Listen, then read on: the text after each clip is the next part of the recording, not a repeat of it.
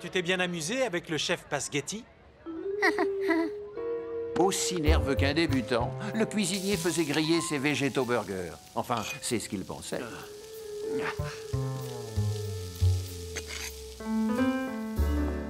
Et voilà! En espérant que cela vous plaise. J'ai encore jamais mangé de hamburger végétarien.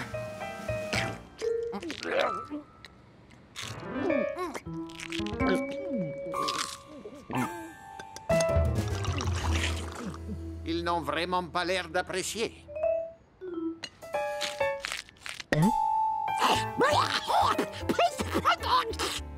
Oh, je suis un homme fini. Finito. Jamais, je dis bien jamais, je ne retoucherai à une casserole de ma vie. Comment on a pu en arriver là?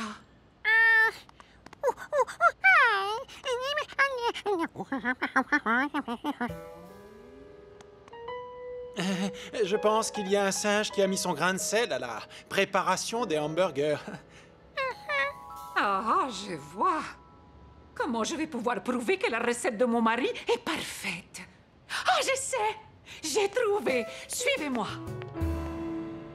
Voici la recette du végétal burger.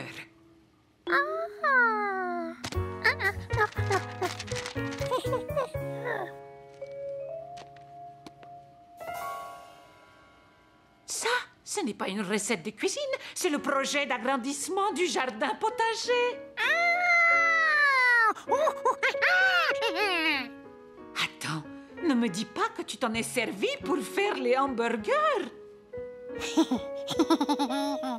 Oh. Écoutez, on va tout reprendre à zéro. Des pois chiches réduits en purée. Oh, il ne faut pas faire ça à la main.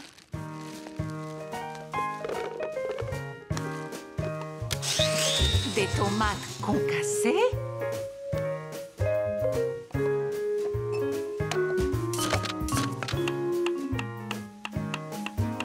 Georges mit la main à la pâte et n'oublia pas d'ajouter le poivre, lui.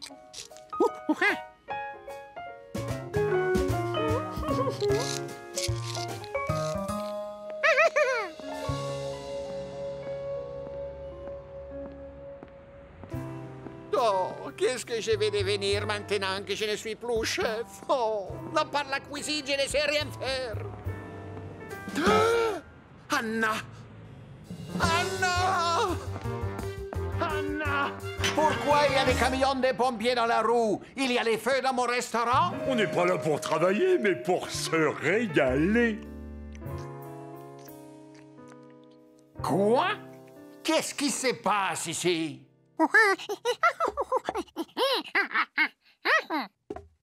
Georges dit que c'est lui qui avait préparé les hamburgers pour le pique-nique, pas toi! Oh, Anna?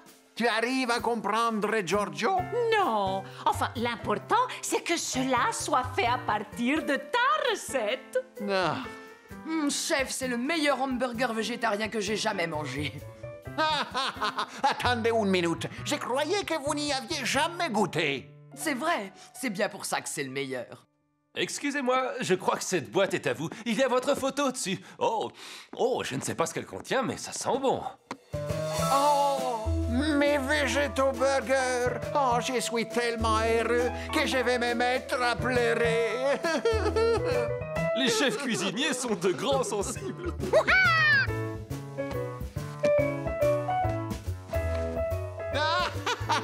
Alors, ils vous ont plu, mes végétaux burgers? Vous en voulez encore? Ah oui, s'il vous plaît. Ah oui, vraiment.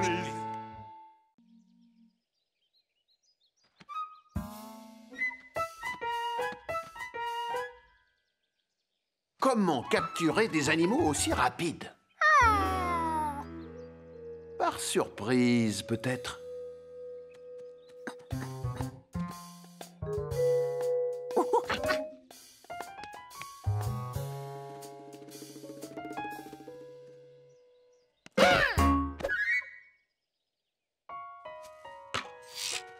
Ida, bon début. Plus que 6.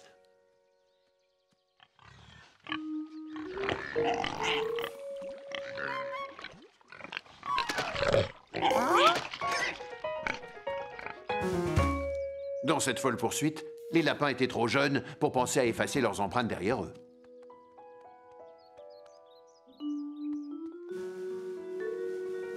Allait-il pouvoir les capturer à main nue? Avec sa casquette, ce serait plus facile.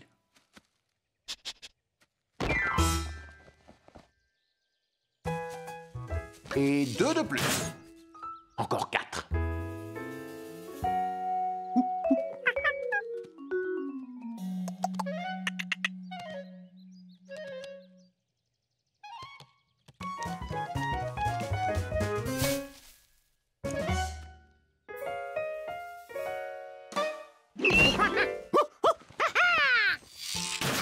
Georges avait attrapé Blanchou, Peluche, Oreille Noire, Grismine, Caramel et...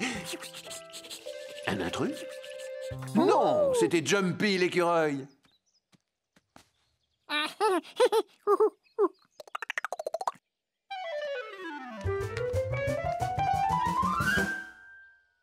La prochaine fois, il réfléchirait à 2 fois avant de descendre chercher quelque chose à grignoter.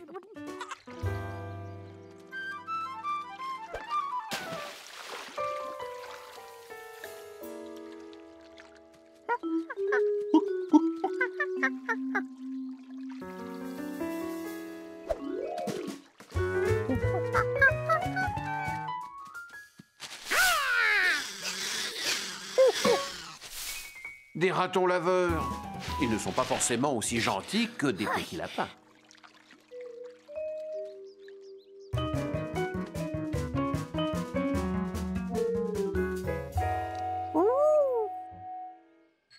Georges, qu'est-ce que tu fais?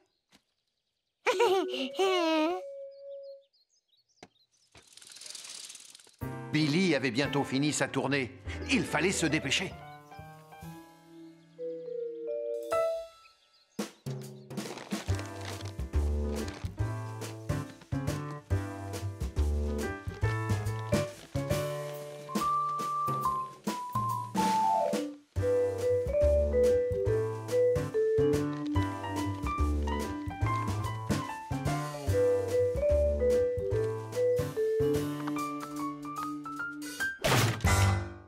Il avait capturé tous les lapins, sauf Galopin de Garenne.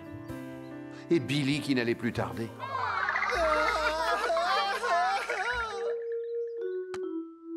Pourtant, il avait cherché partout. Qui pourrait le retrouver? Mais oui, sa maman.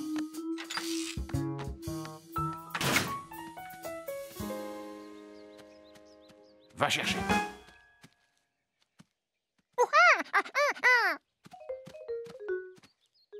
Quelle idée il avait encore eue. Ce n'était pas le moment de jouer avec une pelote de laine. Il fallait retrouver le fiston, et vite. Mais ce n'était pas une pelote de laine. C'était la queue de Galopin de Garenne.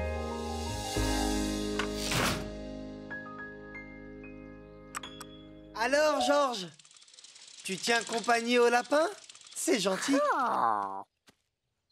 Pour te remercier et pour avoir été aussi patient, je vais te laisser en caresser un tout de suite. Mais il faut prendre quelques précautions. Sinon, ils vont s'échapper et pour les rattraper, c'est mission impossible. On va d'abord soulever le crochet.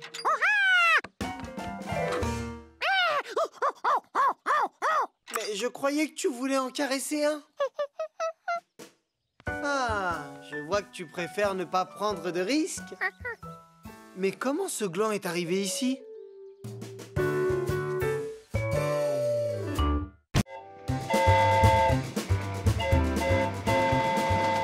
Savez-vous ce que Georges aimait par-dessus tout quand il était à la campagne? C'était jouer au train électrique.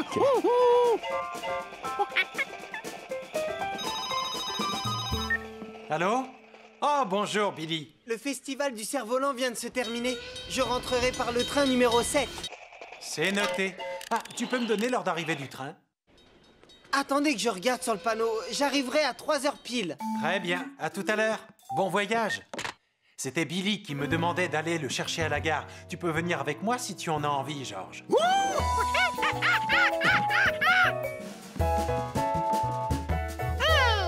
Pas maintenant, il est encore trop tôt. Il n'est pas encore parti, alors on a le temps. Laisse-moi t'expliquer comment ça marche. Voici le train que va prendre Billy. Et ça, c'est nous, d'accord? Même si nous étions déjà à la gare, nous serions obligés de l'attendre jusqu'à 3 heures, le temps que le train aille d'ici jusque-là.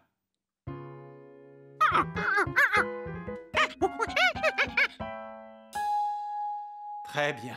Allons à la gare maintenant, comme ça tu auras le temps de voir comment ça marche.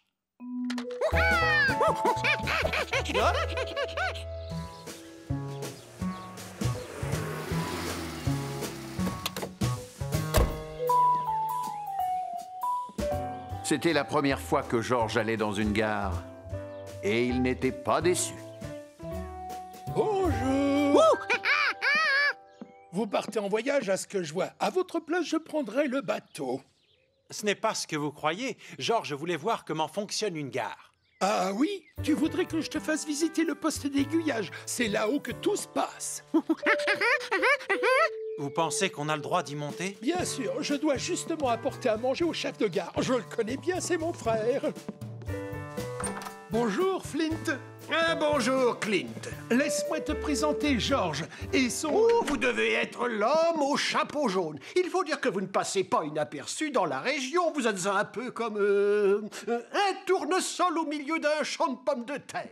Est-ce que tu pourrais expliquer à ce petit singe qui est très curieux le fonctionnement d'une gare? Avec grand plaisir. Alors, tu vois, grâce à ce panneau, je peux suivre tous les trains en circulation. Il est important que je sache exactement où ils sont pour pouvoir les faire arriver à l'heure. Tu comprends? D'après ce tableau, le premier train qui doit entrer en gare est le numéro 1. Ensuite vient le numéro 2, puis le numéro 3, etc., etc.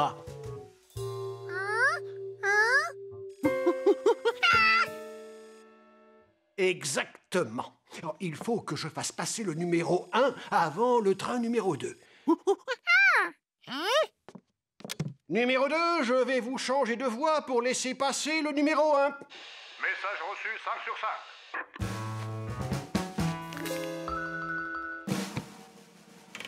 5. Regarde, je vais aiguiller le train numéro 2 sur une autre voie.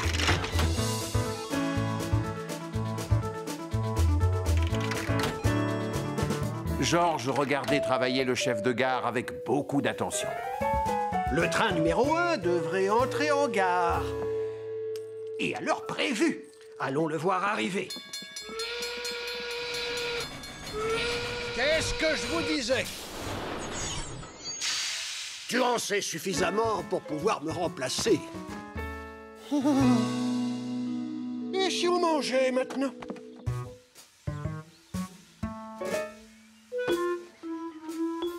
Non, merci. Nom d'une locomotive à vapeur! Tu te moques de moi ou quoi? Nom d'un bateau à voile, qu'est-ce qui te prend?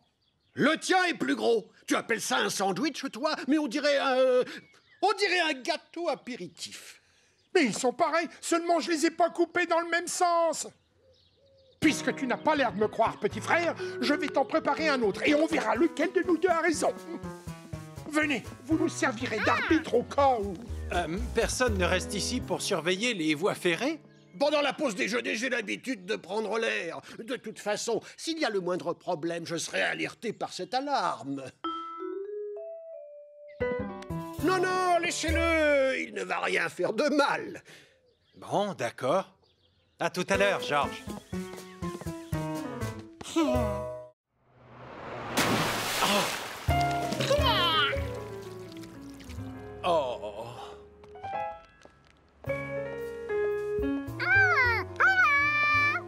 Bonjour. Qu'est-ce que tu es beau, George. Oui. Enfin, pas tout à fait. Je pense qu'un bon bain ne te ferait pas de mal. C'est ce que je lui dis, mais il n'y a pas moyen de le lui faire comprendre. Je ne sais pas pourquoi. Peut-être parce qu'il se trouve trop grand pour en prendre un. Mais bien sûr, vous avez raison. Ah, mon petit singe n'est plus un bébé. Maintenant, je sais comment je vais m'y prendre avec lui. Viens, George, on rentre à la maison. Oh, merci, professeur Wiseman. Vous êtes formidable. Oui, je sais. Je comprends parfaitement pourquoi tu ne veux plus prendre de bain. Je suis tout à fait d'accord. Il est temps pour toi de commencer à prendre des douches.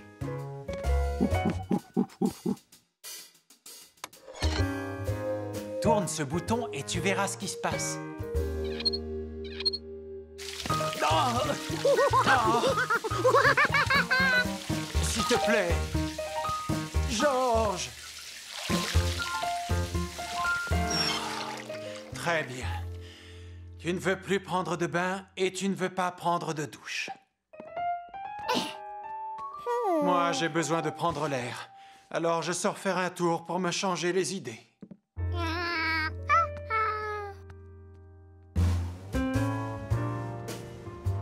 Seulement, parfois, se changer les idées, c'est plus facile à dire qu'à faire. Des bulles? Peut-être que Trampoline n'était pas loin. George?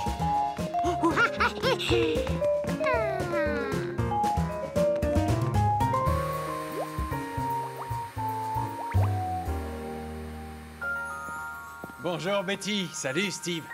Bonjour. Betty faisait de jolies bulles, mais pas la moindre trace de Trampoline.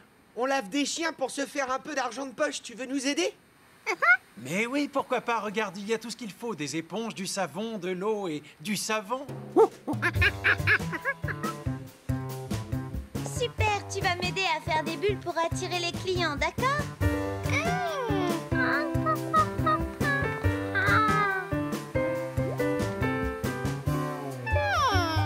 Pourquoi la baguette ne faisait-elle pas de bulles triangulaires? La baguette à bulles carrées n'en faisait pas non plus.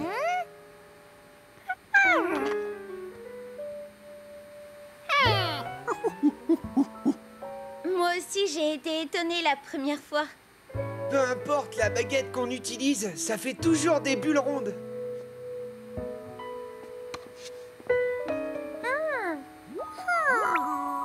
Plus il faisait des bulles, plus il pensait à Trampoline.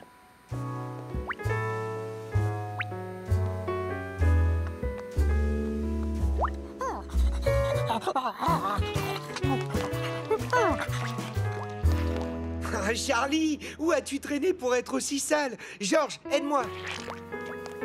Tiens, tu peux lui laver sa babale? Vas-y, nettoie-la bien. Et tu peux t'éclabousser tant que tu veux.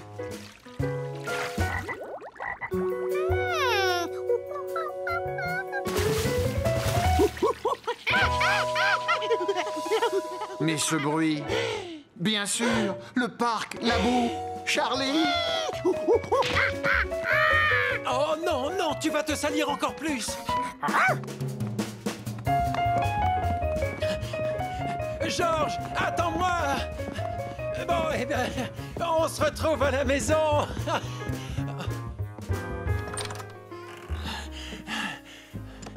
C'est bon, tu as gagné. Au fait, pourquoi on faisait la course? Hein?